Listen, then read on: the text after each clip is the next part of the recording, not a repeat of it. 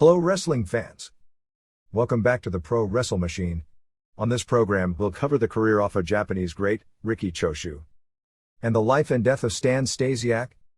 Before we get started, I wanted to mention that you can now become a member of this channel. Click the join button below to gain access to member exclusives, ad-free videos, and much more. Anyways, without further ado, through the use of the Pro Wrestle Machine.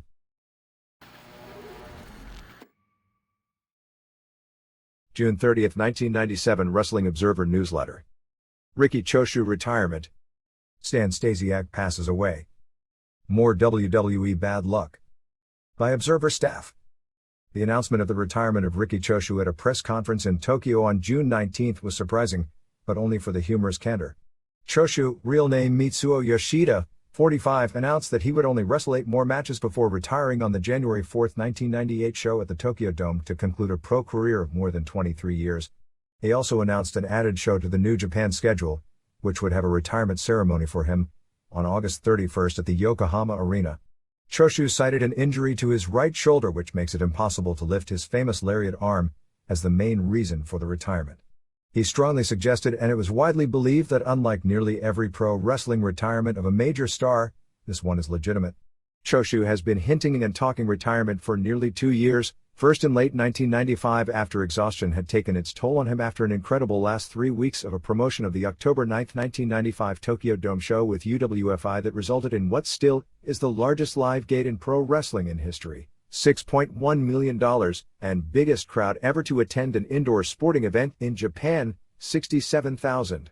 A few days after that event, with Choshu claiming he hadn't gotten much sleep over the previous several weeks, he strongly hinted he'd be out of the ring by early 1996. However, he never officially announced a retirement and used 1996 as his final run for glory, capturing the G1 tournament in a week where he secretly screwed up his knee on the first night and struggled through the week to complete his planned comeback story after he had announced beforehand would be his final G1 tournament, in highly dramatic fashion. This set up his final world title challenge at the January 4 Tokyo Dome, which even with the weakest undercard for a dome show in years, his challenge to Shinya Hashimoto's IWGP heavyweight title resulted in a sellout of 62,500 fans, the 5th time in his career he headlined a show that drew more than 50,000 fans, a figure that only 2 or 3 men in history can claim. But even last year the general feeling was that Choshu's final push of himself in the G1 tournament and challenging Hashimoto in the Dome main event was his final hurrah, and that he would be out of the ring by the end of 1997. The humor in the press conference was Choshu after being asked if he would ever make a comeback from his retirement, and he responded something to the effect of, "Never. Unless New Japan becomes a poor company, business hits the skids." Choshu will concentrate on his primary duties of the past several years as being the head booker for New Japan and the most powerful force in its front office, and would also like to help train new wrestlers for the company. While Choshu's career resume as a wrestler firmly establishes himself as a Hall of Famer in this industry, his record set while being a booker actually blow away his credentials in the ring. As a wrestler, he came from an amateur background which included winning the Japanese Collegiate Championships at Senshu College, placing highly in American tournaments in the early 70s while with the vaunted New York Athletic Club, and going to the 1972 Olympics in Greco-Roman wrestling representing South Korea, something that was largely kept secretive for most of his career due to the racial problems between Japanese and Koreans. He left amateur wrestling with a decent amount of fanfare in late 1973 for New Japan, which heavily publicized his signing, and debuted on August 8, 1974 in Tokyo, beating El Belo Greco of Mexico under his real name. He was rechristened Riki Choshu in April 1977, having to do with the most famous name ever in Japanese wrestling being Rikidozan. After returning from Mexico where he held the USWA World Heavyweight title, he very much changed the entire face and course of Japanese wrestling with his 1982 angle where he turned on Tatsumi Fujinami and formed the Ishingun Group, the single most successful predecessor to the current WCW/NWO booking concept. This led to one of the most successful years when it came to house show business of any wrestling company in history. New Japan in 1983 sold out 90% of its house show dates and earned a profit that year of $9 million. Before that angle, Japanese wrestling generally revolved around a pattern: Japanese natives versus Gaijins, or foreigners, as the top attractions. But when Choshu and his group pulled out of New Japan to form their own company but still worked within the New Japan Company, which included the likes of Yoshiaki Yatsu, Masa Saito, Animal Hamaguchi, Killer Khan, Punyaki Kobayashi and numerous others began doing basically an NWO against the traditional group of Antonio Inoki, Tatsumi Fujinami, Kengo Kimura, Seiji Sakaguchi, and Akira Maeda. The box office success couldn't be denied, and its success directly carries over to the main angle that changed American wrestling 14 years later. It led to a greatly lessened importance on American talent in the Japanese marketplace, and resulted in a boom period where record gates were set by Japanese versus Japanese in angles that were worked to appear to be interpromotional. Choshu and Company, in one of the biggest stories in the history of Japanese wrestling, changed the entire power balance of the business in Japan in late 1984 when they quit New Japan to join All Japan, leading All Japan to a year of incredible business and television ratings. But in 1987, Choshu, and most of the rest of his group, jumped back to New Japan, which ultimately changed the balance of power back to where it has largely stayed the past decade. This was strongly against Japanese culture at the time, where a worker, once he left college, would join a company and stay with the company for life. The public accepted Choshu's first jump because of all the problems in New Japan with an embezzlement scandal that rocked the company. But many soured on Choshu and the wrestling industry by late 1987 when he jumped back, because there were no allegations of improprieties when it came to All Japan, and his behavior was seen as like a greedy American athlete as opposed to a pure sportsman, as Japanese in those days liked to consider their national hero athletes to be, and many blamed Choshu's actions for a short-term decline in wrestling's popularity. But upon his return, Choshu picked up a power base within New Japan, and with Antonio Inoki leaving the company to become a senator, by 1989, he became the most powerful entity in the front office and the group's lead booker, although he was not officially given the title until 1991. His first major show that he booked was the very first wrestling show ever at the Tokyo Dome on April 24, 1989, which drew what at the time was a Japanese record crowd of 53,800 fans and an all-time pro wrestling record of a $2.8 million gate, records that have been shattered many times since then. The Choshu booking philosophy was apparent on that show, as Inoki lost his first ever mixed match to Russian judo champion Shota Chakayashvili, and Choshu, the odds-on favorite, lost in the first round of a one-night tournament for the vacant IWGP heavyweight title to unheralded 23-year-old Hashimoto. The creation of Hashimoto as a major star dates back to this match, which in the long run created his atypical long-time world champion and one of the biggest drawing major show headliners in history. He also established Big Van Vader, already a long-time headliner, as the monster foreign superstar, as he beat Hashimoto in the finals to win the title on what at the time was the biggest show ever. It was approximately from this period that Choshu instituted the almost all-clean finish philosophy, largely following in the steps of the highly successful UWF office, and eliminated the famous Japanese double countout finish that was in vogue in many if not most of the main events between big names during the 70s and most of the 80s in Japan. Choshu's loss to Hashimoto became symbolic of New Japan booking, later spreading to assistant bookers Hiroshi Hase and Keiichi Yamada, Jushin Liger, in that the bookers themselves set the example for rest of the company by putting people over in the cleanest fashion possible, often to lesser-level stars and lesser workers to create new stars and new programs. This was probably best exemplified in the very first G1 tournament in the summer of 1991, where Choshu put Hashimoto, Bam Bam Bigelow and Masahiro Chono over clean and going 0-3, setting the stage for New Japan's big run with Hashimoto, Keiji Muto and Chono as the top stars and he more in the shadows. And the shocking story of the top star in the group doing 3 jobs, along with career performances by most of the talent, in 1 week created one of the biggest tournaments in the industry that is now in its 7th year. The memories of that paid major dividends 5 summers later when Choshu, who had never won a G1, announced just before the 1996 tournament that it would be his final one. In addition, strong style, or more believable wrestling, became the core of the New Japan philosophy, which led to a run of popularity among hardcore fans and gates the likes of which had never been seen before in pro wrestling history. There was a downside. In the long run, hurt it as a television entity as the work became more technical and the characters became less outlandish. Since that time, Choshu has produced and booked 16 shows that have drawn in excess of 50,000 fans and drawn live gates that no other booker in pro wrestling history has ever approached. However, there have been signs, particularly in recent months, of the Choshu booking philosophy going stale, as New Japan has been in a rut of late with no fresh storylines. In addition, New Japan had to cancel a Tokyo Dome show in October of 1996 because of its inability to do business with Hoist Gracie, that the show was to be built around, and nearly found themselves in the same situation this past April after adding another Dome show when they believed they had put together a Hashimoto vs. Ken Shamrock match that fell through when Shamrock went to WWF, and resulted in the company having to heavily paper this past April's show. In addition, even though the angle to set up the October 9, 1995 Tokyo Dome show was among the greatest and most important angles in history, the follow-up of the New Japan vs. UWFI feud, with New Japan basically destroying the financially strapped smaller office, served only to cut the legs out of what could have been a far stronger program when it came to longevity. Still, even with the flaws, mistakes and current staleness, any listing of the great bookers in the history of the industry that wouldn't have Choshu in or near the top spot for his 8-year run would have to be laughable for its ignorance. Although Choshu was able to pull out a classic dramatic match with Hashimoto in the first round of the G1 tournament last August, and an excellent Dome World title match main event in January, for the most part he has been very limited in the ring for the past year. Even in his heyday, he was really a guy who built a match around a few signature spots.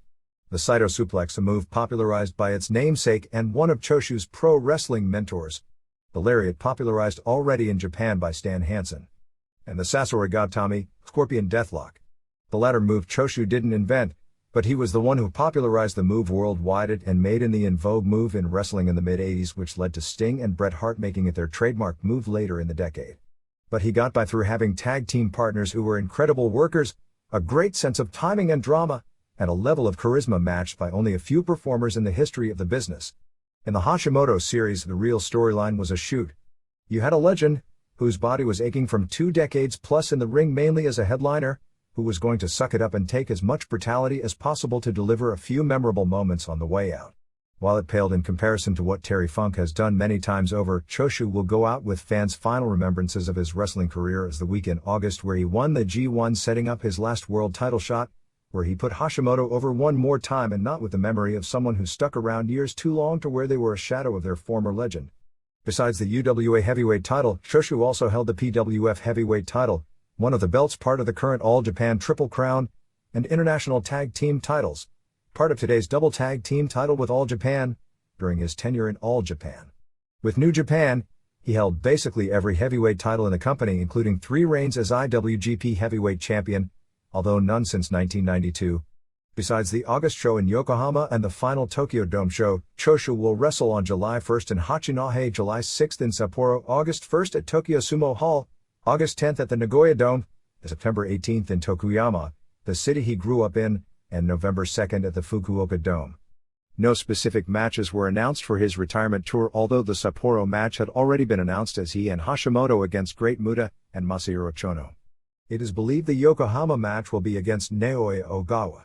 The general feeling is that there never will be a Choshu vs. Akira Maeda match after all, as while there is tremendous money in a one-night live gate, the feeling is that by participating in the match Maeda would do long-term damage to his ring's promotion.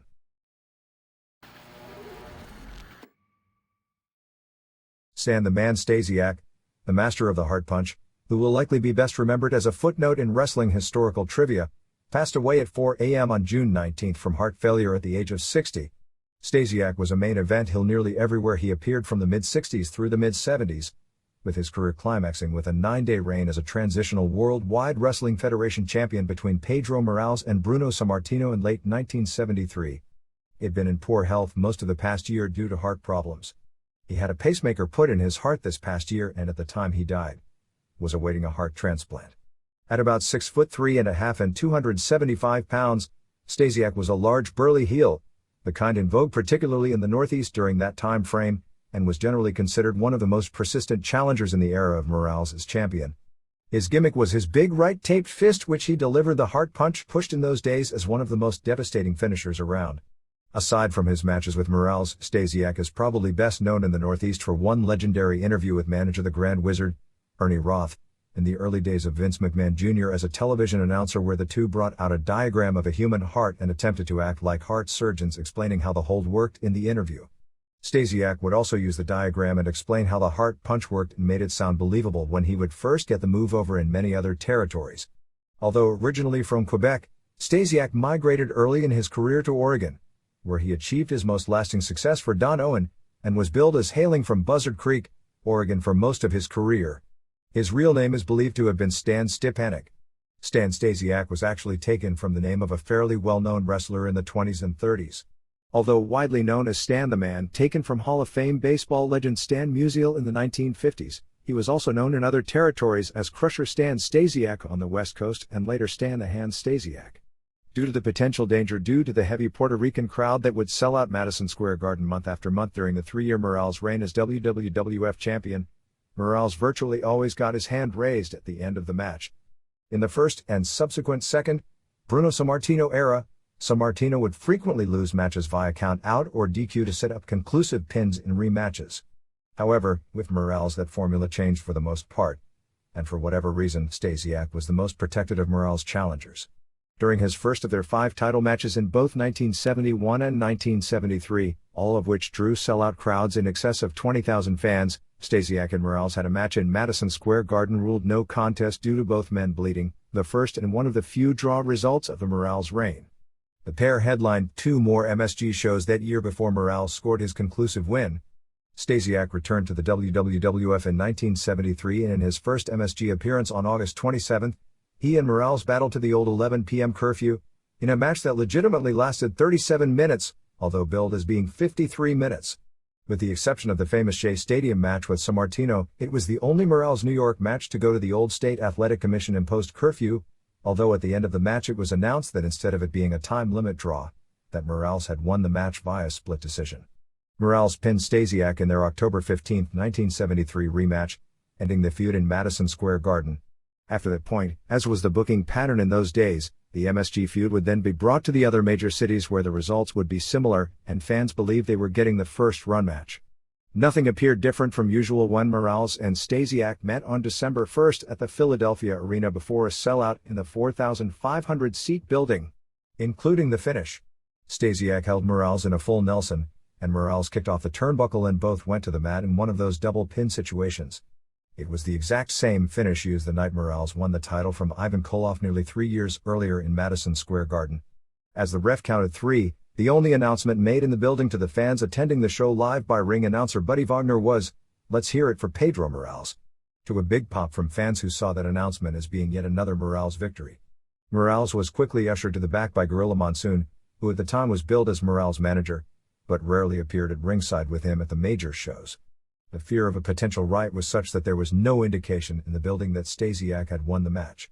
It wasn't until fans either picked up the Philadelphia Inquirer the next morning with a tiny story and results of the show with the headline that Stasiak had won the title, or watched the local television show later in the day, that anyone realized something unusual had taken place.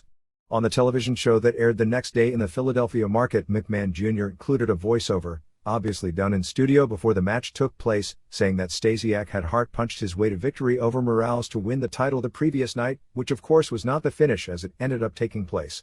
The WWF during that time frame used to tape 3 hours of television on Tuesday at the same Philadelphia arena. On December 4, for the show that would air 4 days later in the local markets, Stasiak appeared during the first hour of the taping with the belt and defeated El Olympico and did a lengthy interview as the new champion. During the second hour, which would air on December 15, Stasiak appeared without the belt, nor was he announced as champion, in a tag team match with Iron Mike McCord, who later became Austin Idol. On December 5 at the Wednesday night live television show that would air in the Los Angeles market from the Olympic Auditorium, since the show aired on a 2-week delay in New York, Jimmy Lennon would usually plug a match for the upcoming Madison Square Garden show. Since this didn't air in New York until December 19, the match plugged by Lennon was Bruno Sammartino defending the WWF Championship against Don Leo Jonathan. Whatever limited amount of hardcore fans there were in those days could put the pieces of the puzzle together in something that at the time was considered a major expose of what was a far more protected business. Stasiak's only successful title defense would have been against Chief Jay Strongbow on December 8 in North Attleboro, Massachusetts. The December 10 Madison Square Garden show had been promoted as Morales defending the title against Larry Hennig, and Sammartino making a somewhat rare appearance against Stasiak. It wasn't until 2 days before the show when it was announced in the New York market on television of the title change, and interviews were cut by Sammartino and Stasiak talking about their match as the title match. The match itself was actually quite uneventful for history in the making, as world title changes in those days were quite rare, with Sammartino winning in about 10 minutes with a scoop slam in an ordinary match, but with an extraordinary finishing pop. As a performer, Stasiak would be hardly impressive by today's standards. He was a typical kick and punch heel, with good size but not at all having a muscular physique, with average mobility. His gimmick was his size, a certain heelish look and his so-called deadly hard punch. He was well above average on interviews, although in the WWF days that wasn't much of a factor since the Wizard did the majority of his talking for him, but it contributed to him being a top draw in Oregon and Texas. He also had a heel look that got over in those days, combined with the heat from his interviews made him be one of those types of wrestlers who had huge heat from the moment they stepped in front of the crowd. In real life, Stasiak was a loner with a rep for being a quiet heavy drinker, although he was said to have been fairly sociable when he was around the other wrestlers. Stasiak began his career in his native Quebec in 1958 and got his first major career break from Owen in the mid-60s in the Pacific Northwest Territory, where he was generally a heel, but occasionally worked babyface programs when feuding with the area's other heels such as Tough Tony Bourne and Lonnie One Man Gang Maine, before the days of Moondog Maine. He set up base in Oregon and had occasional runs in the British Columbia and Northern California promotions as a semi-main event heel tag team partner with the likes of Dutch Savage and Pat Patterson in the late 60s before hitting it big as a national name in WWF. Between WWF runs came a highly successful stay in Texas as the top heel in the territory, drawing consistent strong houses against the likes of Johnny Valentine, Fritz Von Erich, Wahoo McDaniel, Jose Lothario Mil Mascaras, and Red Bastian. He was billed as World Brass Knucks champion for most of 1972, a Texas title popularized by Wild Bull Curry, supposedly signifying the toughest man in pro wrestling, and was particularly a hot draw for Paul Boesch in Houston. He worked the semifinal of the Texas Stadium show on June 24, 1972 that drew 26,339 fans for the Dory Funk Jr. World title defense against Von Erich, winning the Texas heavyweight title from Bastian on that show. His career as a national star wound down in the late 70s after his third WWF run as a headliner, which started in late 1976 and included title matches with Sammartino in Madison Square Garden, Boston, Pittsburgh, Philadelphia and Providence through the spring of 1977. He also worked regularly in St. Louis toward the latter part of the 70s. He returned to Oregon as a babyface legend in 1979, promoted as a returning local wrestler who made it all the way to the World Heavyweight Championship. When he captured the Northwest Heavyweight title from Roddy Piper on June 30, 1979 for his sixth reign, at the time it was a title reign figure achieved in Northwest wrestling history only by Dutch Savage, Jimmy Snuka, Maine, and Bourne. He also held the Northwest Tag Team title on 8 occasions with a wide variety of partners. He had a brief 1980 run back in Texas as Brass Knucks champion, but the charisma wasn't there like it was during his previous tenure in the state, and he was back in Oregon before long. He wound up in the position of color commentator on the Portland Wrestling television show, which put him in the position to do occasional angles while being semi-retired. His last match was probably around 1984 in a feud with Rip Oliver, after which he left Portland and moved to Toronto, where he worked for the next 10 years as a security guard at a Sears store. He moved back to Oregon in 1994 and for a while worked as a television color commentator for Sandy Barr as his health began to worsen. His son Sean was a top-notch heavyweight wrestler as Boise State University and wrestled during the summer of 1996 under the name Sean Stasiak for Barr. Stasiak's death was acknowledged on the Raw Open on June 23, but not on the WCW broadcast the same night.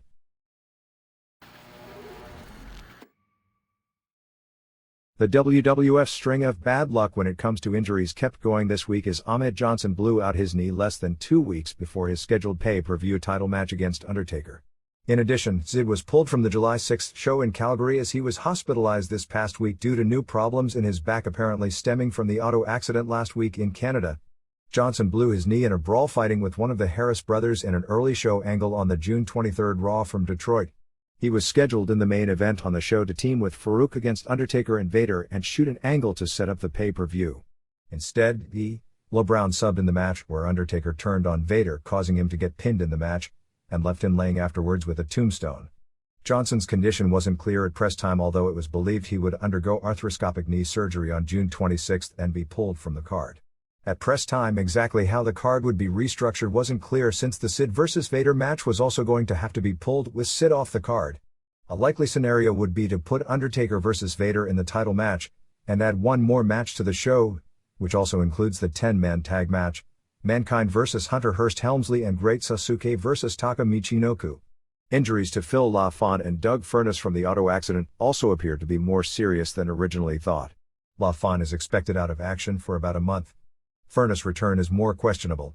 As it turned out, he didn't need shoulder surgery but just needed his shoulder immobilized to let it heal correctly, but an X-ray later in the week revealed a broken vertebrae in his back. Steve Austin missed the weekend run of house shows and the Raw taping. He did a telephone interview from home, due to a collection of injuries, the most recent of which was torn rib cartilage to go along with a bad back, a bad neck and 2 bad knees. He was replaced by Ken Shamrock in tag matches with Undertaker against Owen Hart and British Bulldog. Austin returns on June 27 in Salt Lake City. Bret Hart will return to action in a triple threat match with Austin and Undertaker in Los Angeles, but won't be working either Denver or Salt Lake City before going full-time on the road the following week. The working plan still seems to be to build to Undertaker vs. Bret Hart as the SummerSlam main event, although things change on a moment's notice these days.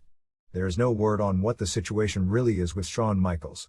A scheduled meeting in San Antonio between Vince McMahon and Michaels' attorney was cancelled, and there is a chance of a meeting to be held sometime this week. Michaels is claiming unsafe working conditions and neck and knee injuries suffered in the unstaged fight with Bret Hart before the June 9 Raw, and that he wouldn't be able to return to action until mid-July.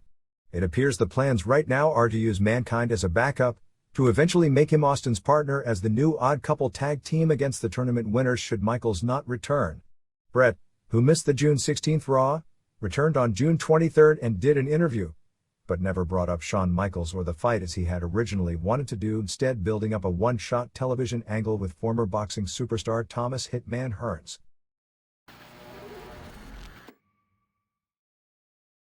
The Battle of Los Angeles is just days away, and how it's going depends upon who you choose to ask. WWF officials claim to be thrilled because, according to ticket outlets, as of June 23, 5 days before the two shows, they were only 190 tickets behind WCW, and they play the market regularly while WCW is running its first show in the market in 2 years, and hyping it huge on television as the show Eric Bischoff doesn't want you to see now, claiming Bischoff is keeping the show from being on pay-per-view and doing a live internet audio commentary. WCW officials claim the ticket counts aren't even close, with them well ahead. Both sides claim the other is papering the market heavily.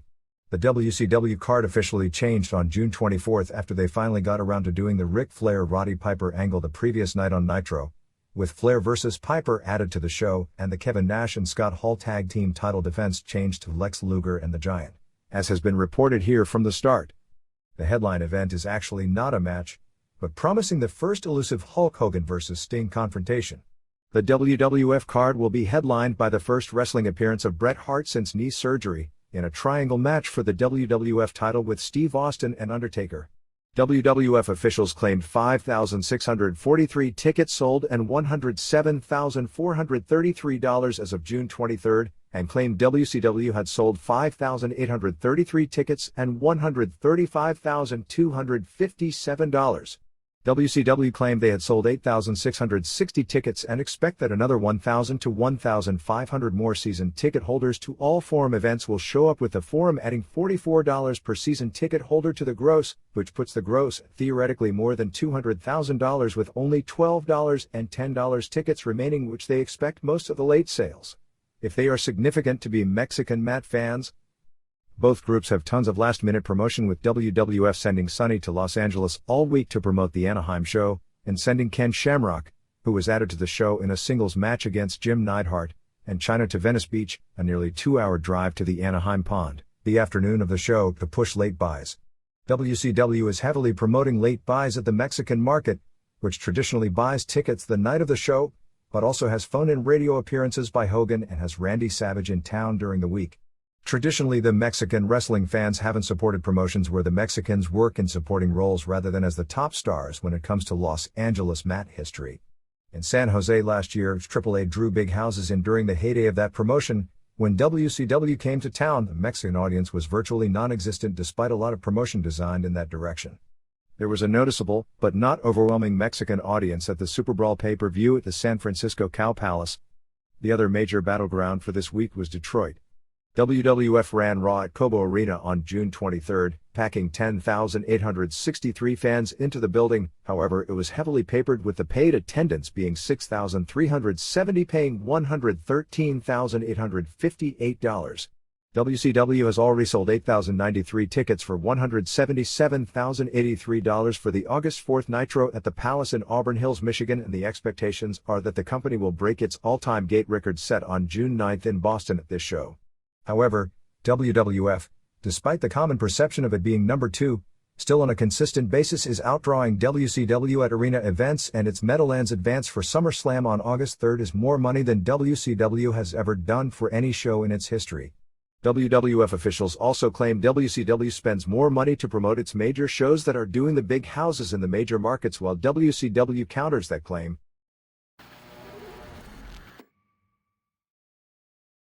This year's incarnation of the G1 CLIMAX tournament will revert from the round-robin format to a single elimination held over 3 nights at Tokyo Sumo Hall. The 14-man tournament, taking place from August 1st to August 3rd, will have Shinya Hashimoto, Kensuke Sasaki, Junji Hirata, Satoshi Kojima, Manabu Nakanishi, Tadao Yasuda, Masahiro Chono, Great Muta, Hiroyoshi Tenzan, Scott Norton, Marcus Bagwell, Steven Regal, Kazuo Yamazaki, and possibly one other wrestler. Shiro Koshinaka was originally slated to be the other member, but on June 22 at Korakuen Hall, he tore the same Achilles tendon that he tore in 1995 and underwent surgery the next day and is expected to be out of action the rest of the year. Tournament bracketing hasn't been announced, but they will seed 2 wrestlers into the second round.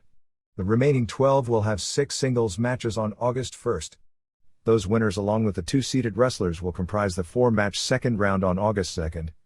Both the semifinals and the final match, which will have no time limit, take place on August 3rd. In past years, G1 has reverted back and forth from round-robin to single elimination.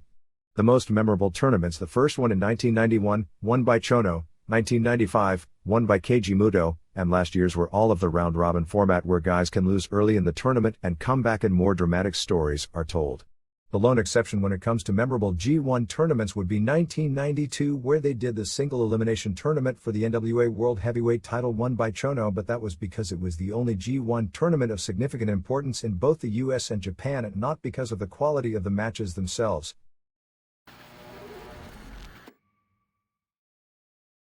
Puerto Rico. After losing the Loser Leaves Town match, Chicky Star returned under a mask as the Golden Boy. Abdullah the Butcher no-showed his appearances last week. Manager Rico Suave Julio Estrada was attacked by 2 fans in the locker room at the Bayamon show a few weeks back and was punched in the eye and had the glass broken in his car.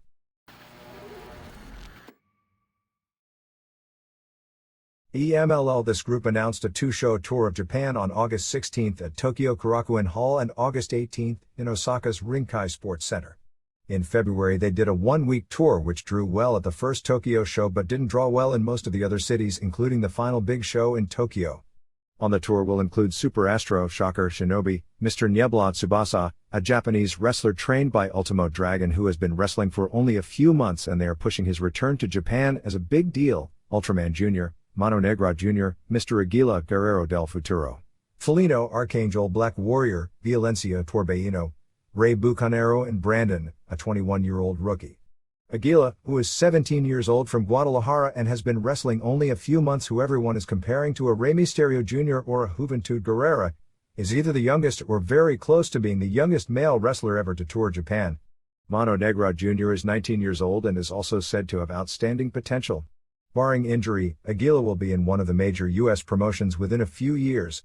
Most of the major news regards Eric Bischoff's planned trip to visit with Paco Alonso and the political repercussions. As is well known, WWF has also had talks with Alonso through Victor Quiñones. Bischoff, who has talked internally about doing as frequent monthly Lucha Libre PPVs starting as early as late this year, needs to add luchadores to the roster. Alonso talked in the local press about being able to get 15 of his wrestlers under contract to WCW, which has caused strife with the Promo Azteca wrestlers under contract since in Mexico they are rival offices. In addition, it dilutes the control Conan has over the Lucha product. The other internal story how it relates here is that Azteca has been very aggressive of late when it comes to rating talent, but Bischoff wants the 2 groups to work together and do a promotion versus promotion angle in Mexico that will be the focus of the pay-per-view shows and theoretically the big feud at Arena Mexico as well. At the time, same Silver King and El Texano have jumped, Silver King for the second time. What apparently happened is that Silver King was supposed to work in WCW again, but Alonso told WCW that he had Silver King under contract in response to Silver King working Boston without his knowledge. Silver King claimed he didn't have a contract. Very few EMLL wrestlers are under contract, which is why rating isn't nearly as difficult as it would be in the US or Japan, and quit EMLL to join Promo Azteca in response, making it the second time he's made the jump in 2 weeks. Due to the Bischoff attempts to make a truce between the groups, Azteca had Silver King return to EMLL, but this week it appears the truce is gone again, with King and his uncle coming in and rumors that other top EMLL stars are ready to quit the promotion as well. Technically speaking, King and Texano announced in the press that they were free agents, and had left EMLL, so when they go to AZTECA, it isn't as if they were raided but as if they were free agents signing a new deal. Quiñones is also recruiting wrestlers to sign WWF contracts, although we haven't heard any names officially signed. June 20th at Arena Mexico was headlined by Felino and Negro Casas and Ultimo Dragon beating El Hijo del Santo and Dr. Wagner Jr. and Emilio Charles Jr. in a good match. Bestia Salvaje was at ringside again arguing with Casas. There was super crowd heat for Santo, particularly with Felino even more than Casas, and Santo did get noticeable cheers unlike months ago when he was almost totally booed. In the third fall, Santo went to deliver a tope on Casas, but instead hit Salvaje to the big climax. In the ring, Dragon pinned Wagner with a Rana into the Hurricane Rana, called a spinning Hurricane Rana, off the top. The booking plan is to build up the biggest show of the year on September 19th as the anniversary show with the Santo vs. Felino mask match as the main event, which should draw huge. Ultraman Jr. beat Fierro this past week in a mask vs. mask match, revealing him as Mario Prado Jr. Black Warrior returned from Japan and worked June 17th at Arena Coliseo. There is still talk of him going to Promo Azteca, but that talk has been going on for months now. They are also pushing a Steel vs. Rayo de Jalisco Jr. match as Steel attacked Rayo's father on June 13th when they were giving Rayo Sr. a plaque and broke the plaque over his head.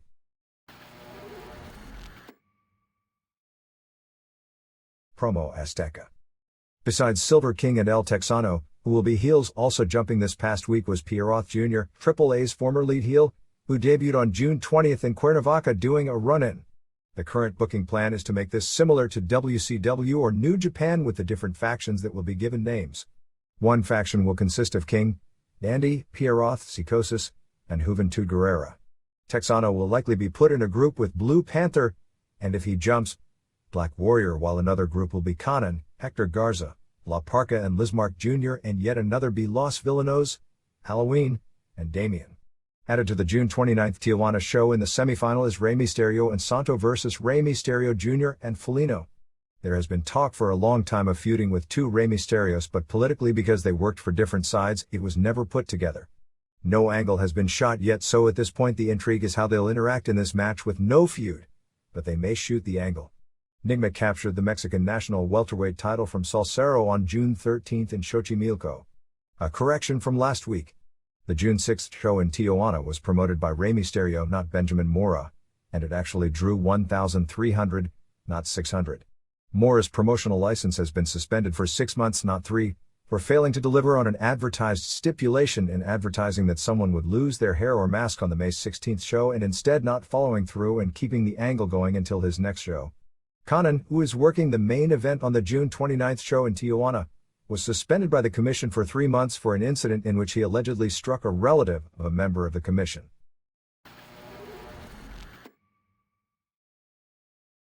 AAA.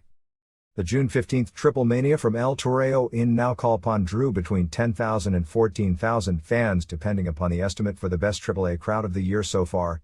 What aired on television this weekend saw Octagonchito and Mini Cibernetico and Chivitas Rayada over Pentagonchito and Mini Mankind and Mini Goldust. Hysteria and Maniaco and Mosco de la Merced beat Las Chivas Rayadas Uno and Dos and Venom via DQ in a match with tons of great flying moves including space flying tiger drops all over the place and Mosco debuting a Scorpio splash turned into a dropkick, if you can believe that.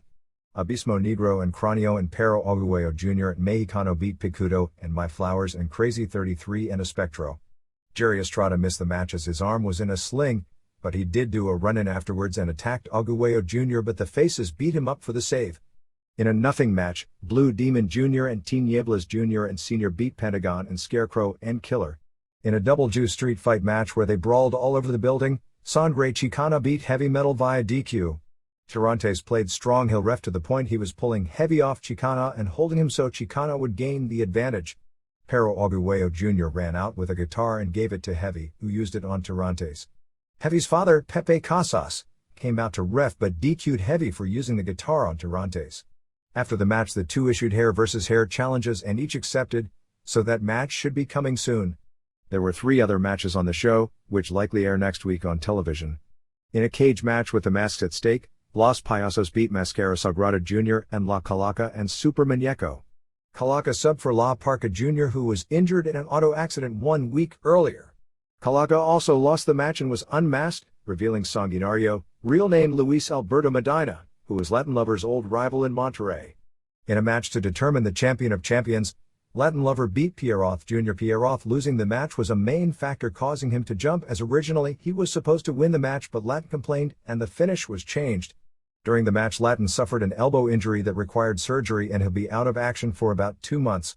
The other match was Pero Aguayo and Octagon and Connect and Cibernetico versus Jake Roberts and Gorgeous George and Cobarde Jr., who was for the past few years one of the payasos, so they've got a new third payaso, and Fuerza Guerrera, but we don't have results at press time.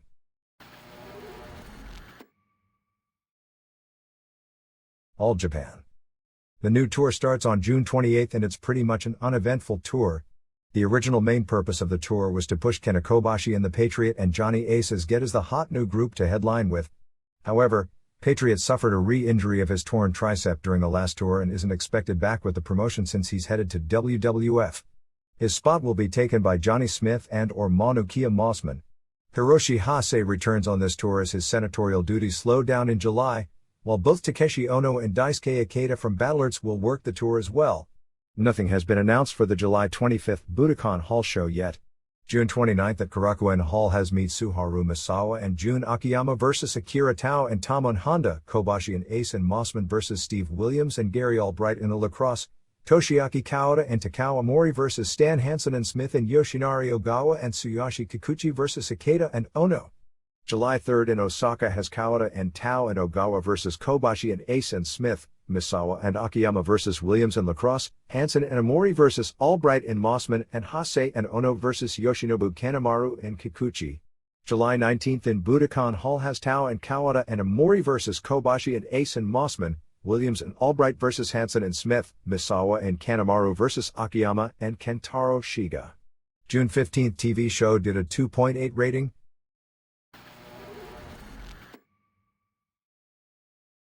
New Japan. New tour opened on June 22nd with the only foreigner being NWO Sting. Dean Malenko and Michael Wallstreet were scheduled, but both were in Germany, so they either are arriving late or not coming. The big storyline is Great Muta and Masahiro Chono as a tag team in the main event every night, and the first 3 nights of the tour all sold out minor buildings. They taped television on June 23rd in Kuki with Muta and Chono and Hiroyoshi Tenzan beating Tadao Yasuda and Junji Hirata and Shinya Hashimoto.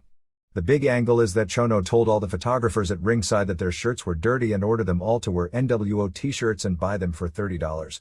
Actually, that's the storyline aspect, as in reality all the reporters were given NWO t-shirts to wear on television, similar to how all the photographers at ringside at WCW shows wear their t-shirts. On June 24th in Nagano at the Olympic Ice Arena, Muta and Chono and Tenzan beat Tatsumi Fujinami and Kensuke Sasaki and Takashi Iizuka, which saw Muta break the black baseball bat he took from NWO Sting on the ring post, and use the broken bat on Iizuka. Before the match, Chono went to Fujinami and told him to close up his small Muga promotion and join the NWO, but Fujinami refused. June 7th television show drew a 2.8 rating.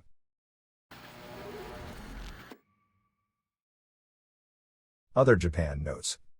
There were several major shows over the past week. Rings ran June 21st at the Ariake Coliseum in Tokyo, drawing 9,188 fans for its second biggest show of the year. The most important result from a U.S. standpoint was in the semi-main event, where Yoshihisa Yamamoto made Maurice Smith tap out to a choke sleeper in 6 minutes.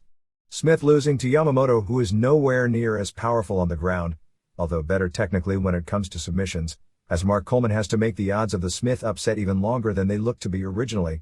It's possible it was a worked match, in which case the result means nothing, and rings and UFC rules are different, and even if it was a shoot, those differences change the game completely in some cases. There are reports from people there live that it looked to be a work. Smith told us 2 weeks before the fight that this one was going to be a shoot, and he's pretty straight about those things, although things also can change at the last minute as well. We probably won't see the tape for another couple of weeks, but another live report is that every match on the show except the main event was a shoot. The 2 Valley Tudo matches were definitely shoots. In the main event, Kiyoshi Tamura surprisingly lost to Russian Nikolai Zuev in 10:30, so obviously they are pushing Zuev for some big matches. There were 2 Valley Tudo rules shoot matches on the show. Adilson Lima of the Gracie camp in Brazil beat Alexander Pyotr, the 51-year-old trainer of both Yamamoto and Ilyukhin Mikhail, who is reputed to have been the greatest fighter in Russia in his day, in 10:10 when the corner threw in the towel. Pyotr took the unlikely challenge as a Japanese/Russian way of trying to regain honor since Gracie fighters beat his two protégés last year on the Rings show. The other result saw Ricardo Moraes, the 6'8", 277-pound Brazilian monster who was unbeaten in Vale Tudo competition, held to a 20 minutes draw with Russian Yuri Kordikin. In a prelim match, Mitsuya Nagai set a Rings new record with a 20 seconds victory with a heel hook over Andre Manard of Holland. Pancrase ran on June 18 at Tokyo Korakuen Hall before a sellout 2,250, with the top matches having Jason DeLucia become the number 2 contender for the King of Pancrase title, beating Kyuma Kunyoku in 1851 when the doctor stopped the match, and Minoru Suzuki knocked out many-time Indian freestyle wrestling champion Jagjit Singh in 21 seconds. Singh is coming off a bronze medal winning performance at the Asian Freestyle Wrestling Championships this past April in Iran. Kingdom Promotions, which does a worked UFC style, ran June 20 at the Yoyogi Gym in Tokyo and failed to sell out its second show, doing 3,300 fans in the 3,800-seat arena, which is not a good sign. The big angle was that Antonio Inoki, Satoru Sayama and Naoya Ogawa were there for photo ops with Nobuhiko Takada, who didn't work on the show, with the storyline being he's not going to do a competitive match, saving himself for the elusive Rickson Gracie. At the show, Takada said he hoped the match would take place in October, although the odds of it really happening seemed to decrease by the week. All Japan Women drew and announced 3,700 for the second night show at Sapporo's Nakajima Sports Center on June 18, with Takako Inoue becoming the new All-Pacific title, winning the vacant belt in a match with Toshio Yamada with her Takako Panic, knee to the head off the top rope, in 15:08. The main event saw Atsuko Mita and Mima Shimoda, who are getting the big push as new heels using foreign objects and bringing the blade back to AJW, winning the WWA tag titles from Kumiko Maekawa and Tomoko Watanabe in a best-of-3 fall match in 28:45. Mita and Shimoda's matches this past week have generally been bloody, and apparently the June 17 match where they beat Manami Toyota and Yamada saw Toyota bleed like crazy. This was kind of weird since Toyota and Takako Inoue were scheduled and did appear as runway models in a high-level fashion show in Tokyo a few days later.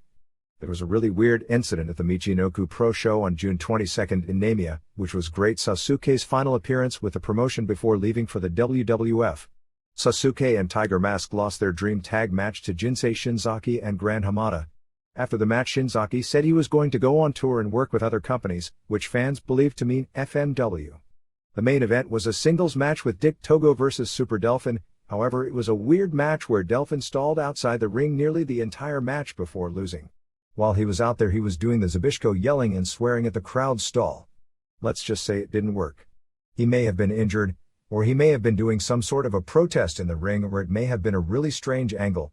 Whatever it was didn't turn out as expected, as the fans began a mini riot throwing garbage at the ring. While this happens frequently at Nitro, it's a rarity in Japan, and when it does, it's not a sign of good heat, if you get my drift. Sasuke came out to calm the crowd down, but they were really upset and started screaming at him for leaving the promotion and abandoning his fans for the WWF. Fans were so hot that when they finally got the wrestlers out of the ring, the fans waited at the dressing room and were ready to continue to throw things and fight for 1 hour until they finally were able to break up the mob and people went home. Bison Kimura broke her left arm in 2 places on June 22 in Osaka during a tag match with Yuki Lee and Chikako Shiratori against Linus Asuka and Bloody Phoenix and Ryura. JD had built it next 2 months around building to Kimura's retirement on September 7, but now the whole scenario has to be pushed back because Kimura won't be back in action until October. FMW announced it would be creating a new 6-woman tag team title with a tournament from July 27 and the finals on August 15 at Korakuen Hall, which would be shared with FMW, LLPW and JD, all of whom were represented at the press conference. The top team, which is apparently going to work for all 3 groups, which are now working together, would consist of Eagle Sawai of LLPW, Suka of JD and Shark Tsuchiya of FMW. FMW is doing an angle where they've fired Tsuchiya for working opposition shows. It's weird for LLPW to be involved since they already have their own 6-woman championship. Tarzan Goto opened his Shin FMW office on June 17 in Kawasaki before 783 fans, with him setting a record by doing 6 matches in one night, 3 singles and 3 tags, including the main event beating usual tag partner Ryo Mike in a barbed wire board death match. This isn't confirmed, but I believe Black Hayabusa in FMW is Jose Estrada Jr., who used to work for that group as Crypt Keeper and Halcón Negro. IWA Japan opened its tour on June 19 and is using Tommy Rich, Freddy Krueger, Doug Gilbert, Terry Gordy and Leatherface, Rick Patterson as the foreigners.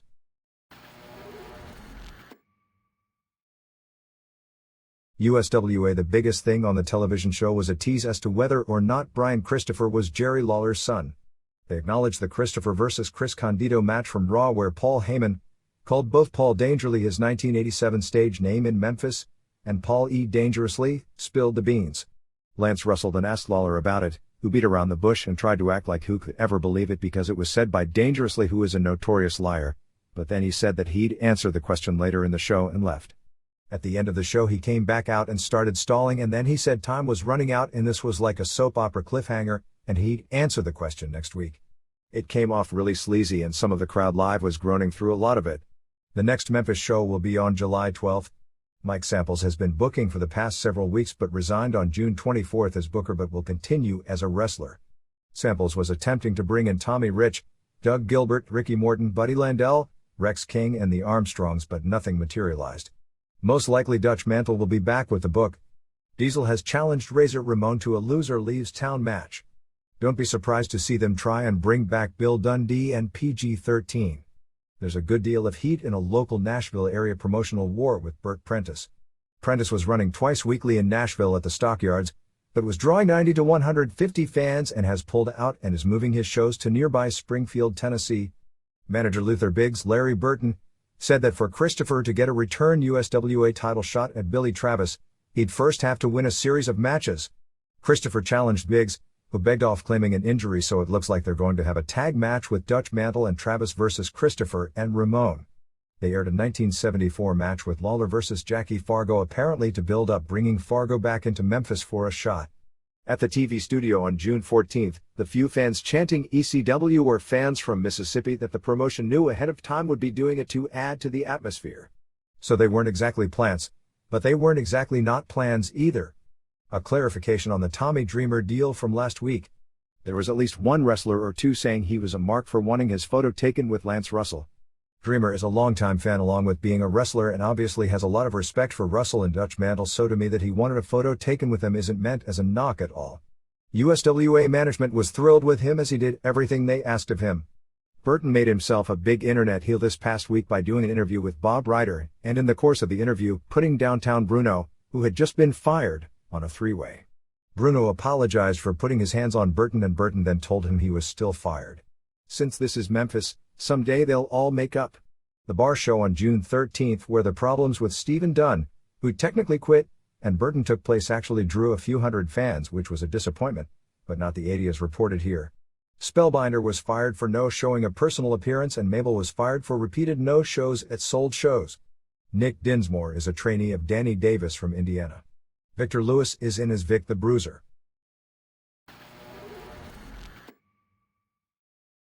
Here and there. Jesse Ventura, Jim Janos, was at a Reform Party fundraiser in Minneapolis on June 14th and indicated that he would be running for governor of Minnesota on their ticket, although he has yet to officially announce it. Both Ventura and Jeep Swenson have roles in the recently released Smash Batman and Robin. Swenson is 6th on the billing list, playing a large-than-life person, although he doesn't have a speaking role but looks freakishly large. Ventura plays a prison guard who gets killed by Poison Ivy, one of the movie villains. Don Frye's debut as a pro wrestler on the USWF show on June 20th in Amarillo, Texas, saw him overwhelm Eric Valdez in 49 seconds, winning with a choke. Steve Nelson's show drew about 2,900 fans, with Nelson beating Hideki Nakai in about 2:30 with a choke to keep his middleweight title in the main event. Next show is August 16th with Dan Severn vs. Paul Buntello and Danya Biaria vs. Lisa Hunt to crown the first USWF Women's Champion, which will actually be the main event since the women's matches get the most heat on these shows. David Davis won the under 200 division tournament, beating Tony Castillo, and Nelson is looking at putting him against Paul Jones to create a light heavyweight champion on the next card. Davis got over big as a heel as after winning, he did a Hogan posing routine to a lot of boos. USWF has been more aggressive of late when it comes to pro wrestling. In its program it stated that shoot wrestling is completely different than the work pro wrestling of the WWF and WCW. Jim Myers, George Steele, also has the starring role in a movie called Blowfish where he plays a mute that is just coming out. Roddy Piper and Buddy Rose were guests on June 15th on an afternoon radio show in Portland hosted by former Trailblazers Michael Thompson, a longtime wrestling fan, and Kermit Washington. Rose was ripping on Piper in character until Piper showed up. Piper talked about his early career in Los Angeles and Winnipeg in the late 70s era of Portland wrestling that put both on the map. Piper talked about WCW but wouldn't talk about his tenure in WWF. All the callers praised Piper and ripped Rose, who played heel. The show ended with Piper and the hosts ripping Rose about his weight and Piper promising to pay Rose $1,000 if he'd lose 100 pounds in the next 9 months. Current CWA champ Rambo is expected to drop his title on July 5 in Graz, Austria, no opponent yet, and leave the promotion. He's going to attempt to hook up with WWF. I've never been impressed with him. Also on the July 5th show will be what I believe to be the pro wrestling debut of Emmanuel Yarborough, the 6'8", 640-pound former nationally ranked judo heavyweight, college wrestler and amateur sumo world champion who got destroyed in UFC 3 by Keith Hackney in one of the most repeated clips in UFC history. Rico the Gladiator, Tony Rico from Portugal, who worked Mexico for EMLL last year, broke his nose in his debut on June 19, but he's still working short matches. Duke Drosy is headed in starting June 24. Emile Dupree opened up the Maritimes territory in eastern Canada on May 20 using mainly Canadian wrestlers and a few rookies under WWF developmental contracts. Rip Rogers is the booker and Bad News Allen and Rick Martel are the biggest name stars working the promotion, which is scheduled to operate most of the summer. Glenn Kulka and Randy Blackbeard, who has worked a few shots in Calgary as Mighty Pharaoh, who have been training with Leo Burke and Bret Hart in Calgary, are working as a tag team in their first territory. Another rookie is Adam Copeland, who has wrestled in some northern U.S. indies as Sexton Hardcastle. How is this for one strange story? There was a show in Altona, Manitoba, near Winnipeg, at a school. The school's vice principal stopped the card after Corey Pelican, who works as Chi Chi Cruz, he worked USWA as Bobby Bolton a few months back, made inappropriate comments to two mentally challenged men in the crowd, which was I guess more inappropriate since the show was a Special Olympics fundraiser.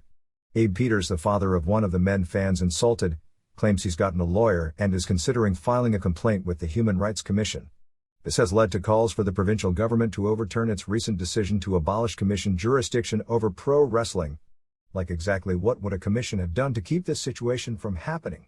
Not to defend the past of wrestling, but heels insulting fans, even of this nature, has been such a commonplace in pro wrestling that to Cruz this had to be simply nightly business. The standards of society have changed to where what was once extremely bad taste in a world of largely bad taste is now a major local political issue. Fabulous Moolah ran her annual LIWA convention over the weekend in Las Vegas. Both Moolah and Johnny May Young wrestled again, although reports we heard were that the show, which drew 150 to 200 fans, was stolen by two trainees of former wrestler Great Goliath, Pink Butterfly, and Black Diamond. In the June 2 issue we listed in the results section a May 17 CWA show in Hanover, Germany. This was now a CWA show but promoted by Independent Wrestling World, IWW. All Pro Wrestling will be running its next show on July 4 at the Pacific Coast Sports Gym in Hayward, California, starting at 10 p.m. to crown a new champion between Donovan Morgan and Michael Modest.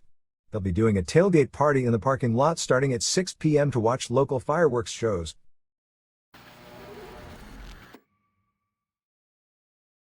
NHB. A few changes in the July 27 UFC lineup.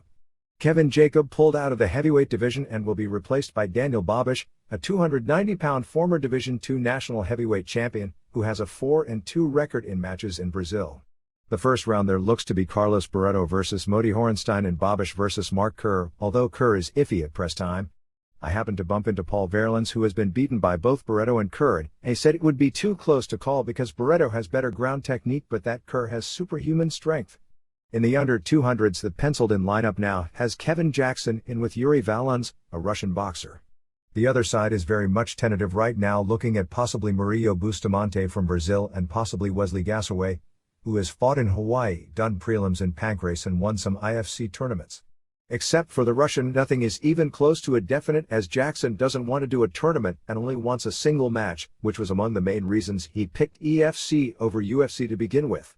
Frank Shamrock was approached about doing a first-round match with Alan Goes, which would be a rematch of their Pancrase match of 1995, with the winner being proposed as being likely to face Jackson, but the two sides didn't come to money terms. Shamrock, who has been asking a $10,000 appearance fee to fight as his going rate these days, was offered $5,000 by Semaphore Entertainment Group. He came down to $7,000, but Semaphore Entertainment Group wouldn't come up from the $5,000 and negotiations broke down. There have been feelers from Japanese groups for a while trying to promote a Shamrock vs. Goes rematch, but nothing close to completed. Goes was willing to do the show for even less money as something of a competitive revenge deal since Shamrock tore Go's Achilles tendon, with a heel hook in the pancrase match which ended in a draw because Goes actually didn't submit even with his tendon torn and managed to escape the hold. However, Goes was less interested in doing the tournament if Shamrock wasn't involved. Kevin Randleman is off the show due to the 90-day rule. After a knockout in any form of competition, UFC won't allow you in for 90 days, and Randleman was knocked out by a punch to the jaw by Tom Erickson in Brazil on June 15, although he's fine now. A correction from last week in the report on the June 15 show in Brazil, Parolins actually didn't tap out, but it was a referee stopping the match after him taking 2 straight minutes of punishment, including repeated punches and elbows to the face against Puerto. Erickson, Dan Henderson and Randy Couture are starting their own team called Raw, Real American Wrestlers, and issuing open challenges to anyone.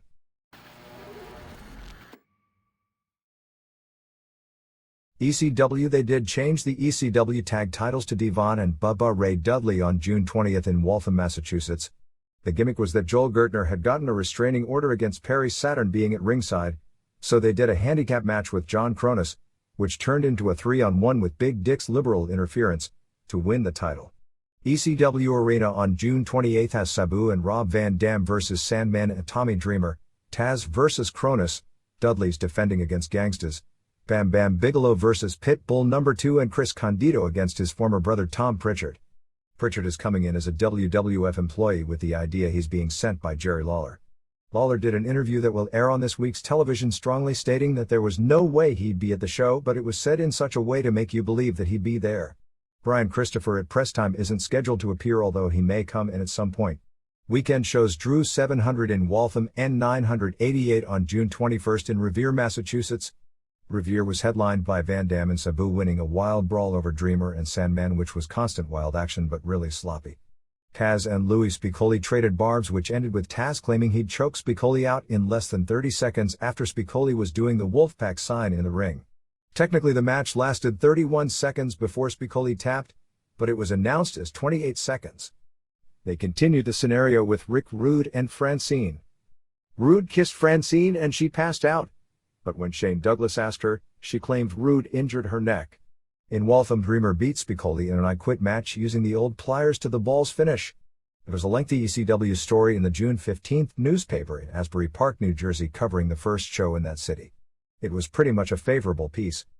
Sabu was married on June 12. ECW will be getting a broadcast TV station, the new WABAX, formerly WABIS Channel 31 in New York, in a 2 a.m. Saturday night time slot. WWF is also going to get back on local television in the New York market on the same station and will be doing customized commentary for the market.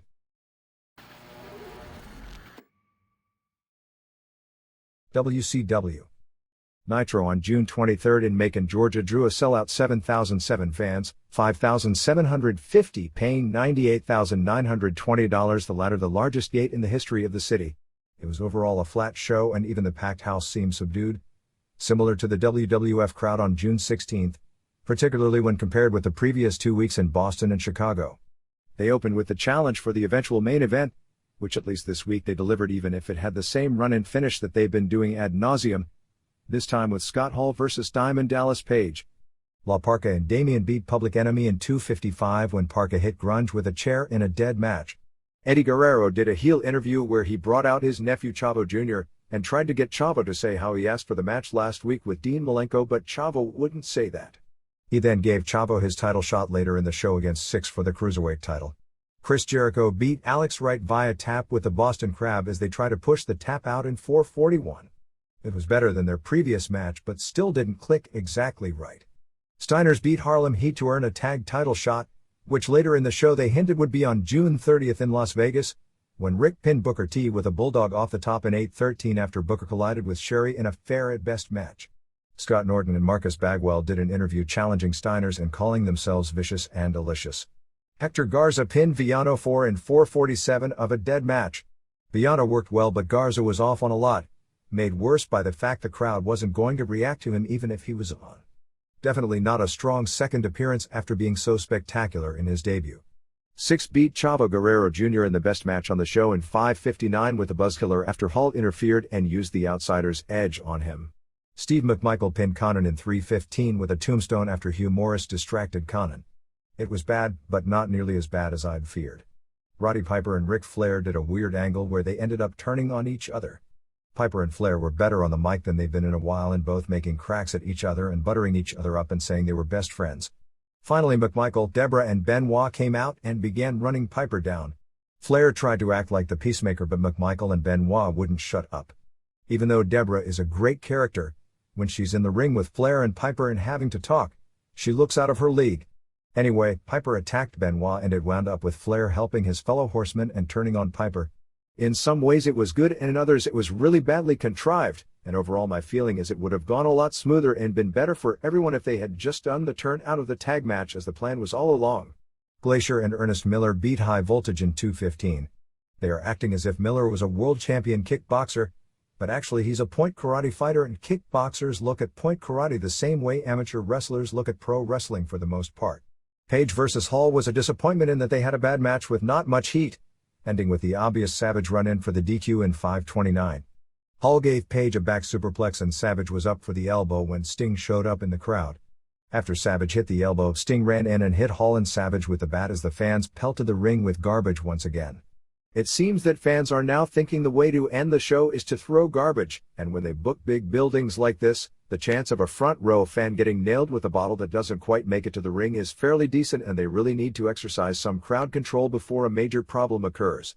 Ratings saw Nitro do a 3.26 rating, 2.65 first hour, 3.88 seconds hour, and 6.01 share to Raw's 2.40 rating, 2.28 first hour, 2.53 seconds hour, and 4.24 share. Although the ratings seem slightly lower than usual combined, that was more due to fewer people watching television since the shares are higher than usual, rather than a sign that interest is flattening out. Nitro Replay set a record with a 1.95 rating and 4.80 share. As for head-to-heads, the show started equally at 2.2, Hogan/Rodman Angle Replay/Page Hall Challenge, Public Enemy vs. Parka and Damien vs. New Nation of Domination Interview and Angle with DOA. WCW grew to 2.5 for Jericho vs. Wright, while WWF stayed at 2.2 for Shamrock vs. Rockabilly with Severn. Steiners vs. Heat went to a 3.0 to 2.3 for LOD vs. Godwins. Garza vs. Villano 4 beat Sabu vs. Funk by 2.9 to 2.4. Six vs. Guerrero Jr. went to a 3.6 to 2.5 for Smith vs. Mankind. Connon vs. McMichael in the beginning of Piper/Flair did 3.7, while the IC title triangle match did a 2.6 peak rating.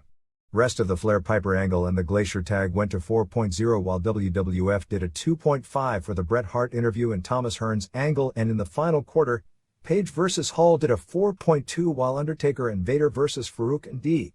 Lowe did a 2.5. Other weekend numbers saw main event at 1.1, Saturday night at 1.8, a sizable drop the past few weeks, and Pro at 1.3. Add Piper vs. Flair, Glacier and Ernest Miller vs. Mortis and Wrath and Lismark Jr. and Hector Garza and Juventud Guerrera vs. Villano 4 and La Parca and Psicosis to the July 13th pay-per-view in Daytona Beach. Buddy Landel was scheduled for a tryout on June 24 at the TV tapings in Dalton, Georgia for a possible role as the NWO Nature Boy. Dennis Rodman was on The Tonight Show on June 18 and he and Jay Leno joked about the wrestling and showed a 10 seconds clip from Nitro. The clip of the Rodman angle aired on ESPN SportsCenter, CNN and throughout the entertainment media, so it was great pub for WCW. There were those within the company quietly happy that even with all the hype and build-up for Rodman and Hogan being there live, that the actual rating the show did was lower than the show's weekly average. Mike Tenay will now be doing both hours of Nitro. It's almost a certainty that the mystery partner for Page will be Kurt Hennig, although it hasn't been decided whether or not Hennig will turn on Page and join NWO or stay with him and work a program with the Outsiders. They're bringing Hennig in under bad circumstances because after Sting did the run-in at Nitro, everyone is expecting him to be Page's partner, and since they've been waiting to see him in a match for 8 months, when it won't be him, even with a big-name newcomer, it'll be a letdown to a lot of people, which isn't what a surprise is supposed to be, although in the WWF, that's what surprises have ended up being. WCW is still working on Mike Tyson appearing at the Las Vegas Nitro, but with his fight 2 days earlier, it probably won't be a definite until the last minute. Rey Mysterio Jr. is expected to take July and August off to rehab his knee. He's not going to have the reconstructive surgery after all, as a second doctor said if he spent 2 months doing rehab, he wouldn't need the surgery. Kevin Nash wants to do one singles match with him before he takes the time off, so that is likely for Las Vegas. July 26th in Philadelphia will be Hall and Nash defending against Luger and Giant, Page vs. Savage Deathmatch, Flair vs. Six, Jeff Jarrett vs. McMichael, Steiners vs. Bagwell and Norton, Malenko vs. Eddie Guerrero, Benoit vs. Steven Regal, Jericho vs. Wright and Public Enemy vs. French Canadians. Because it was such a major market, WCW wanted to get Hogan on the show, but you know how it goes.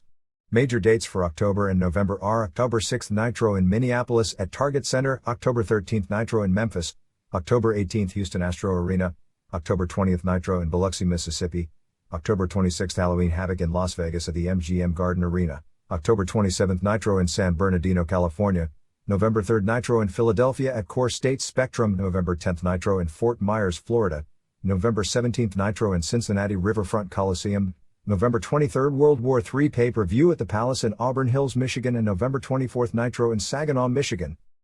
The E3 Video Games Conference was held this past week in Atlanta, and WCW finally got to do something it's been wanting to do for years: present pro wrestling at the atrium at CNN Center. They held matches from June 19th to June 21st featuring people like Wrath, Chip Minton, Bobby Walker, High Voltage, Billy Kidman, Ice Train and Mortis, and had as many as 1,200 people watching from the convention during the lunch break on June 19th. There was talk of having Arnold Anderson appear on Nitro on June 23rd and put together the new Four Horsemen, but it was nixed. At this point, the general feeling is that the odds are less than 50% that Anderson will ever wrestle again. Jarrett is about to be booted from the Horsemen and run programs with both McMichael and Flair, and be replaced by Malenko.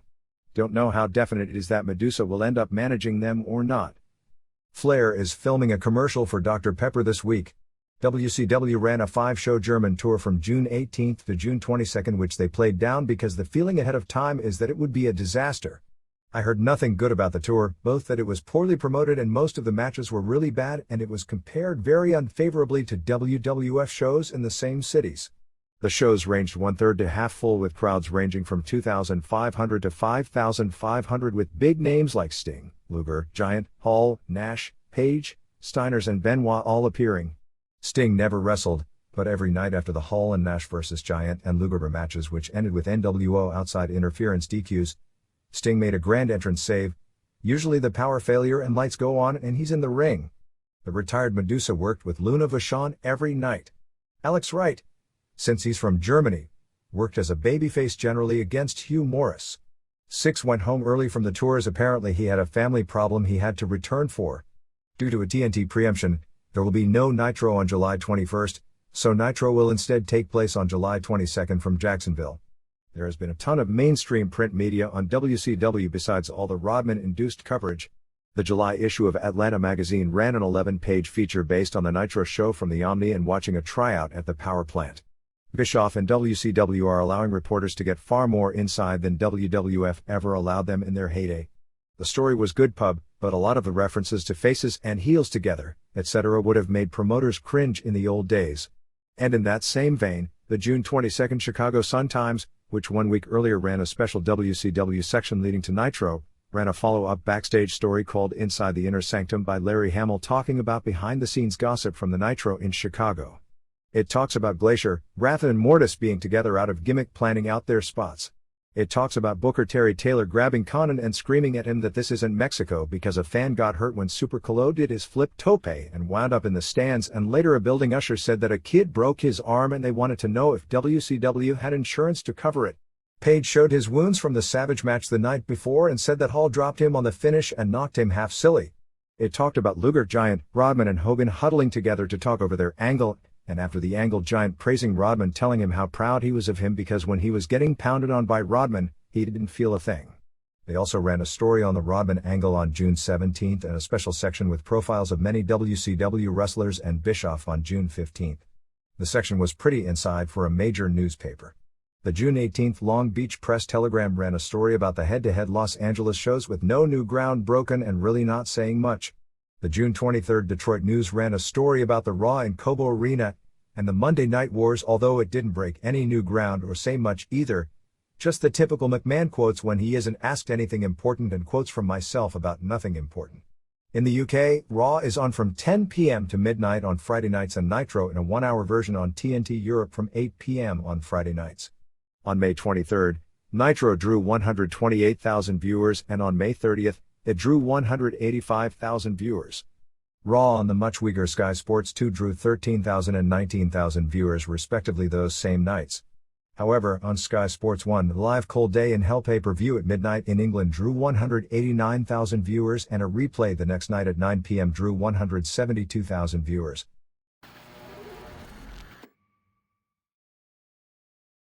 WWF.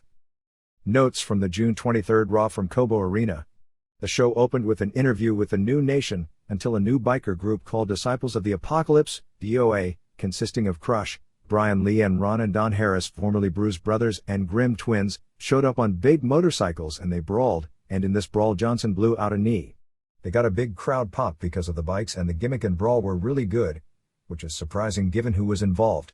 There was talk of actually making the Nation into babyfaces, but since Ahmed got so much heel heat at the house shows over the weekend, those ideas may be dropped. Johnson himself was wanting to stay face and they were toying with the idea of him explaining his actions in a babyface manner. Instead, they're making it now a heavy racial gimmick. Ken Shamrock beat Rockabilly in 238 with an ankle lock and a huge tap out. The new thing in wrestling is the tap out, as even on EMLL television this past weekend they were doing submission demonstrations and tap outs, and McMahon made a point to say that there is no dishonor in tapping out. Dan Severn did color commentary during this match. Vince McMahon put UFC over huge, talking about how it's misunderstood, and when Severn noted there hasn't been a death in mixed martial arts matches in 75 years, McMahon said that neither boxing nor pro wrestling could make that claim. It was really surprising how much McMahon put over UFC's safety and it's being misunderstood by critics, even though he was on the mark with all his points. They brought up that Severn and Shamrock's last match was in the same building, and introduced Severn as both UFC champion and NWA World Heavyweight Wrestling champion. After the match, Severn and Shamrock had a stare down with fans chanting "Beast," but Shamrock offered his hand and Severn shook it. Severn was asked to come to the show for negotiation purposes, and when he got there, was asked to do color since he was already there. He was offered a per-event deal rather than a guaranteed contract, and the money offered wasn't anything impressive, so he may not accept it. Obviously WWF would like to build to a Severn-Shamrock match, but Severn had yet to agree to a deal, and the belief is that after months of occasional talks back and forth, the deal either will or won't be made over the next few weeks. Legion of Doom beat the Godwins, who are now heels, in 343 with Hawk clotheslining Henry off the top. Because LOD was over huge in the building, it seemed to inspire both teams. It wasn't good, but it had a lot of heat. Sabu went to a double countout with Flash Funk in 439 in a very good television match. Funk may be in for a renewed push with a gimmick change because of his performance in this match after being buried since WrestleMania due to some sort of an incident at the hotel that weekend. There was a sizable Sabu chant. Sabu did a somersault plancha. Paul Heyman doing color said that Eric Bischoff would have you believe Public Enemy inventing breaking tables, but they stole it from Sabu. That may be the first time Bischoff's name has been mentioned on a Raw broadcast. Sabu did a springboard Hurricane Rana, Funk did a great moonsault, and Sabu did a plancha into a Hurricane Rana on the floor. It ended with a double countout. Sabu tried to Asai moonsault Funk through a table, but the table didn't break. He tried a second splash and again the table didn't break. He went for a leg drop off the top rope to the floor to break the table, but the table didn't break, but the legs on one side collapsed. He then ran into the crowd, but the camera pulled off him. Sabu was going nuts backstage about the tables not breaking. Mankind beat Bulldog via DQ in 410 after some wicked chair shots to the head. Mankind got up from the beating and put Bulldog in the claw, but he ran off. They had a triple threat match with Owen, Hunter Hearst Helmsley and Goldust for the IC title. It was those stupid WCW rules where the first guy to score the pin wins, which means you can lose the title when someone else is pinned. Pat Patterson was the guest ref, and he got up and down faster than a lot of the active wrestlers, but appeared to blow up since they were doing constant near falls. Before the match they had a video feature showing IC champs of the past, including Patterson, Pedro Morales, Don Morocco, Tito Santana, Honky Tonk Man, Mark Merrow, and a really steroided out Rick Rude. They also showed a clip of Goldust beating Razor Ramon to win the title for the first time. Goldust pinned Owen in 313, but Owen's foot was on the ropes and Gorilla Monsoon and Earl Hebner told Patterson. They restarted the match and Owen pinned Helmsley in 347 after Goldust came off the top onto Helmsley after Owen moved. It was a decent match. The guys all worked hard and Owen was especially good, but the rules, and these are going to be the same rules for all the triple threat matches at the house shows all summer, are lame. Brett did an interview and started cracking on Thomas Hearns. Eventually Hearns hit the ring and they did a pull apart, but not before Hearns threw a few punches that knocked down Neidhart. It was pretty clear, in fact Jim Ross even said it in the commentary, that they were looking for ESPN SportsCenter exposure like WCW got by using Rodman. The angle got great heat since Hearns is a local celeb and was as good as you could hope for. Hey, 2 years ago they were doing these same angles with Captain Kirk. They did an angle where Savio Vega confronted Farouk and was jumped by D'Lo Brown and Vega is going to form his own Puerto Rican group with Miguel Perez and maybe one or two others to also feud with Nation of Domination. Brian Christopher pinned Scott Taylor in 255. Christopher did a strong interview and got over a lot better than he did the previous week. It was billed as a light heavyweight match. The fact Jerry Lawler came out with Christopher and did color didn't hurt. Lawler refused to admit Christopher was his son, but the announcers played it up as if everyone knew he wasn't telling the truth. Finally D'Lo, which shows just how poor a first impression made when they put D'Lo as the sub for Ahmed, and Farouk beat Undertaker and Vader in 7:24. Not good. Paul Bearer said he'd reveal the surprise next week since Undertaker turned on him after the match, caused Vader to lose and then tombstoned Vader after Vader jumped him. The Truth Commission managed by the Commandant debuted in a dark match. For the Shotgun Show on June 28, Crush and Lee beat Headbangers, Jesse James beat Brooklyn Brawler and Owen Hart kept the IC belt, beating Goldust when Brett interfered. Pillman attacked a fan during the show as an angle which will result in him being booted off the show as an announcer. The deal is now that he's working on the road every weekend. They realized it was too much to have him fly into Connecticut every Thursday for Friday voiceovers and then fly to wherever the tour is on Friday night, especially with several West Coast swings upcoming. There were some major problems backstage with Sabu and Rob Van Dam. Sabu was complaining about having to do a double count-out with Funk. Van Dam was supposed to do a match with James on Shotgun where Lawler would get involved and Van Dam would end up counted out. Van Dam made the comment that it would be like Bret Hart going to ECW and losing to one of their job guys. Several WWF officials, Gerald Briscoe in particular, found it insulting that Van Dam would compare himself to Bret Hart, and there were a lot of complaints about Van Dam thinking he was much bigger of a star than he really is. It nearly killed the ECW/WWF deal completely, but Paul Heyman's ability to play both sides looks to have saved it. It may be Heyman's game to, if things go bad and his guys are put in a position to put over WWF talent, to then pull off WWF TV and claim his group was too extreme for the WWF, or that may be the position if things don't work out, and he'll make that claim if WWF pulls out of the deal. There was considerable heat in WWF with Van Dam not doing their planned finish. Of course, from an ECW standpoint, is a WWF prelim wrestler, James, that an ECW main eventer, Van Dam, wasn't able to beat in a television match, so you can see their political side of trying to protect themselves from being devoured when working for a major group like the groups who have worked with New Japan have ended up, and how SMW ended up when working with WWF. Oscar, the former manager of Men on a Mission, who is a regular on the Mancow Show in Chicago, said on June 24 that the WWF was interested in bringing Mom back. We heard no confirmation of that. Pillman suffered a broken nose in the Austin match from when he got the chair kicked in his face on June 16 Raw, but didn't miss any shows. Rocky Maivia is out of action with a strained medial collateral ligament in his knee and should be back in 2 or 3 weeks.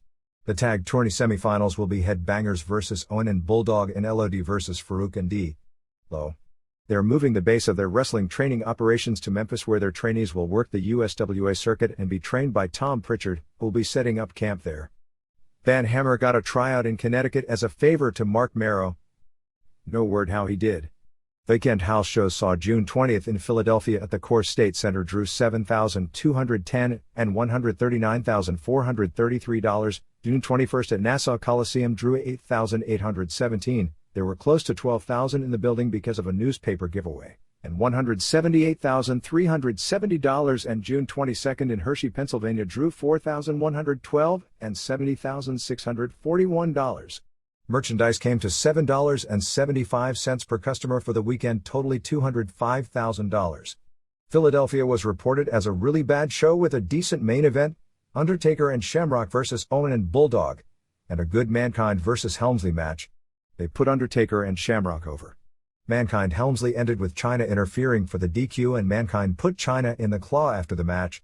Vader vs. Goldust got a crowd reaction that was 50-50, with Hart Foundation coming out to distract Goldust, who then lost. Weekend ratings saw Live Wire at 1.0 and Superstars at 1.7. They did another angle in Detroit off television involving ref Jack Doan attacking ring announcer Howard Finkel, and they had a pull-apart brawl. As mentioned last week, it's something they do since Finkel is kind of the butt of office jokes. Anyway, apparently as Finkel made a comeback on Doan, the Fink was slammed on his shoulder and suffered a fairly serious shoulder injury. You know things are bad when even the ring announcer is out of action due to injuries. WWF claims preliminary King of the Ring figures as in 0.50 buy rate and between 130,000 and 135,000 buys, which would be about a $1.59 million gross. A correction from last week's issue in the readers' pages. There were 2 other King of the Rings before the days of pay-per-view that we didn't mention in the answer to the letter. On July 8, 1985, the very first King of the Ring was held in Foxborough, Massachusetts Stadium with Don Morocco beating Iron Sheik. The third King of the Ring was September 4, 1987 in Providence, Rhode Island, with Randy Savage beating King Kong Bundy in the finals.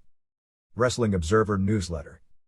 P.O. Box 1228, Campbell, California 95009-1228. June 30, 1997.